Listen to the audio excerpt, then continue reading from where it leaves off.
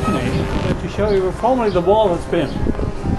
I just mentioned that the building belonged to the British part of the city, but the wall was so close that you can see it here. It's a darker line of stones parallel to the building in front of all these cars. We have currently sessions, not plenary sessions, but sessions in the house. That's why our car services are here. And this line of these stones is indicating where formerly the wall has been. The building over there belonged to the Soviet sector, but they didn't block the river here, they blocked it at this bridge over there. And this building is quite known. I don't know how familiar you are with the history of this building, but maybe you heard something about this arson of 1933. Communistic terrorism, because they blamed the communists to be responsible for their arson. And they got these emergency powers, and so they were able to erect a dictatorship. Not under the normal, ordinary rules of the Constitution. And, well, they not only had the profit of this arson, they only had a technical opportunity to do this, unseen. Because in that building resided since summer '32, when the Nazi Party became the strongest group in the house, Hermann Göring, number 2 and number 3 in the hierarchy, depending on how you count. And there was a heating tunnel connecting both buildings, which gave them the chance to come unseen into the building and to disappear again. But this is a theory. It's not proven that they used this tunnel. And the tunnel has been closed in the 60s when the GDR government erected the wall here on this line. The office of Madam Chancellor, which is also mentioned here, but she is here as a guest, as a member or head of government. In Germany we use, by historical reasons, the word chancellor, but politically is a prime minister in UK, or in Canada, a minister president, or premier in France. But the French system is a bit different, because the French elect a president directly by the people, and this president, currently Mr. Sarkozy, is very powerful, and he appoints his prime minister. In Germany we have an order of institution which is more for the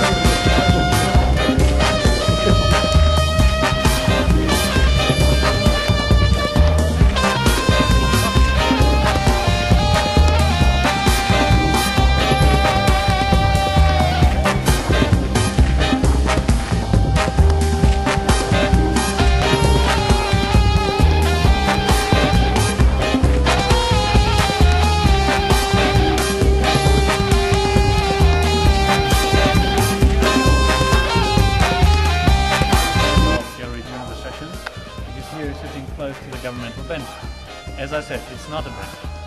And Madame Chancellor's chair is the first chair, the first row, closest to the Speaker's position, which is a bit higher to underline her position as head of government when she's not there.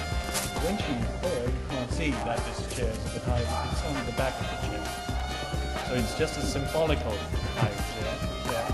As for the Speaker himself, and on the opposite side, the Speaker of the Second House, the Chairman of the Second House, which has an own building, so it's not the usual.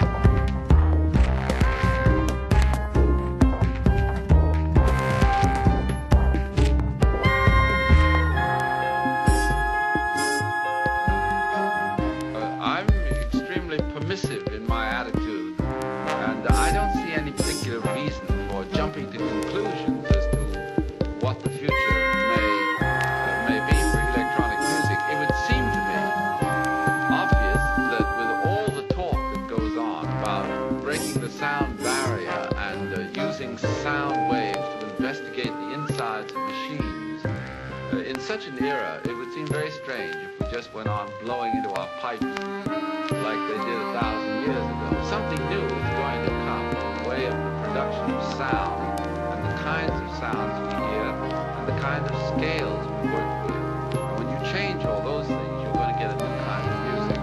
Therefore, I think the electronic development, though in itself may not produce a music that will replace what we now have, it certainly should have some very profound effect on the whole nature of the sound that people work with. With all the talk that goes on about solar panels on the roof and the aquifer store system 300 meters under the building, where we store warm water warmed by the waste heat of the machines that are running, and which we can use in winter again when we have